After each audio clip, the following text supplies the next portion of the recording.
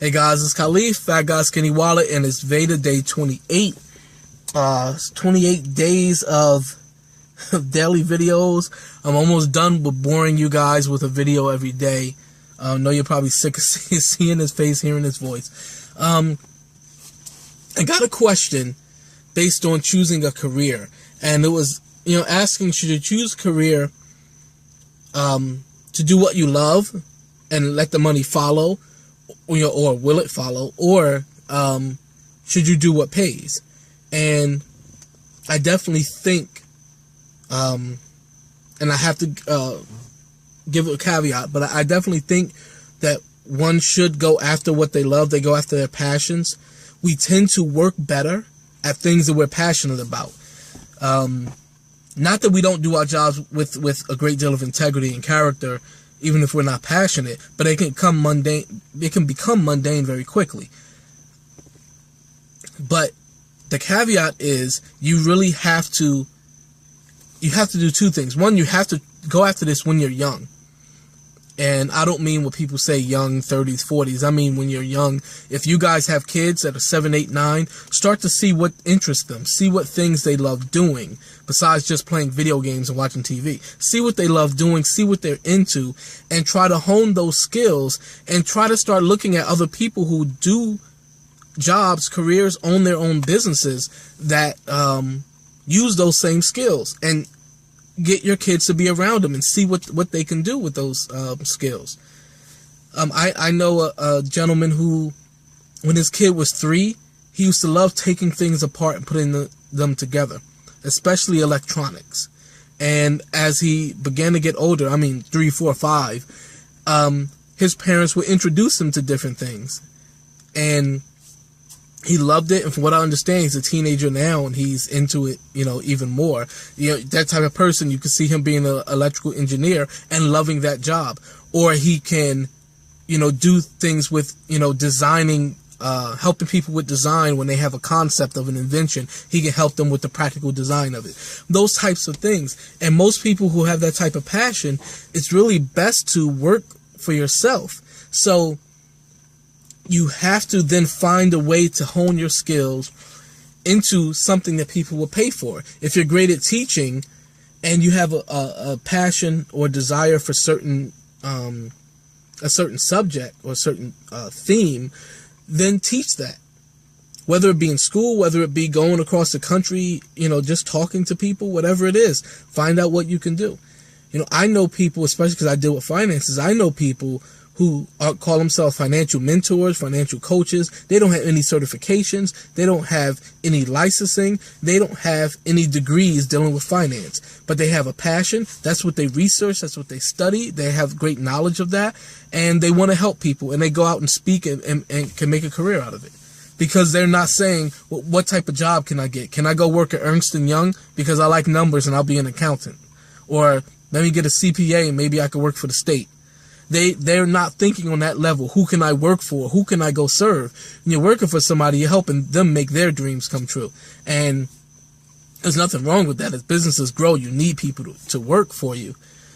So it's no shame in being a part of that. I work for a huge university, but where I work, I have no desire to be a part of that, of what they do. Teaching people about labor relations and human resource management. That means nothing to me. So, I'm not doing anything in my passion that I'm passionate about, and the reason why I have that. And that goes into the second thing, and I'll try to get through this quickly. You have to be willing to tailor your lifestyle to whatever that career, whatever that business will bring in. Not everybody's going to start a multi-million-dollar business off of a great idea in their basement or the garage. A lot of times we'll earn a lowly salary, but we're doing what we love and we'll be happy. So sometimes the money doesn't always follow, and we have to be okay with that. You have to be willing to adjust your lifestyle accordingly. But what I will say is that when someone is doing something that they love and that they're passionate about, I have met plumbers and contractors who were passionate about what they do. And you can see the difference in the quality of their work. You can see the difference in how they treat their customers. when you're passionate about something, it makes a big difference. Some people are passionate about the mission of different schools within Rutgers University, and they go work for them and they handle their finances, and they love it, and it's what they're passionate about because they feel like they're making a difference. Most of the time that isn't the case, and most people who work for a living aren't doing something because they love it. They're doing something because they love money or they need money. So you have to start early on, and the reason why I'm not doing what I love is because of the debt. And so I have to do something that I don't love while on the side building up a business, doing something what I love, teaching people and training people. That's what I love doing. So that's what I'm doing on the side, but I'm trying to pay off this debt so that we can then focus on this business, and hopefully we'll, adjust our living accordingly. Right now we live, pretty meager when you look at the stuff we have. But you know what? If I lived that meager, I wouldn't be buying Quest bars or things like that, so it's not like we're poor. But you know what? If I start my own business today, if I jump into that full time, I may be, and I have to be okay with that. So there's a lot of things that go into it, but ultimately, I guess what I'm saying, and that to kind of give you a summary is, yes, do what you love, as long as you haven't dug yourself in a hole where what you love isn't going to pay the bills. And also, when you do what you love, don't look for employers that are going to hire you to do what you love. Try to do it for yourself. Start your own business. And it doesn't have to be a big elaborate thing. It can just be something on the side. Some people actually love cleaning. So why don't you start a cleaning company? Start cleaning on the side. I see all the time these, especially in this area, and I'm not saying this to demean anyone, but there are a lot of illegal immigrants in, near where I live, and it seems like, a lot of them work for these private cleaning companies that were started by one person. It'll be Tatiana's Cleaning Service or Angela's Cleaning or whatever it is, or so-and-so's Maids for Hire. And you see it's one person who got their sister and then got one other person together, and they started doing this business, and it blew up to where they have a couple of cars and they have fleets to send out. But it started with one person saying, hey, this is either what I love doing, or at least I like it enough. You see tons of people in New Jersey, especially because New Jersey is like the ultimate melting pot, who start food trucks.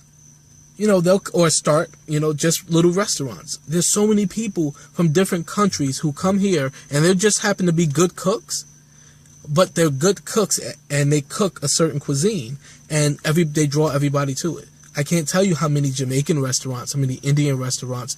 We even have an Ethiopian restaurant nearby. There are so many, and don't talk about all the different countries in Central and South America, and of course Mexico, that are all represented here. And these people just say, hey, I love cooking, and there's a lot of people here who love to eat this type of food, so I'm going to start a restaurant.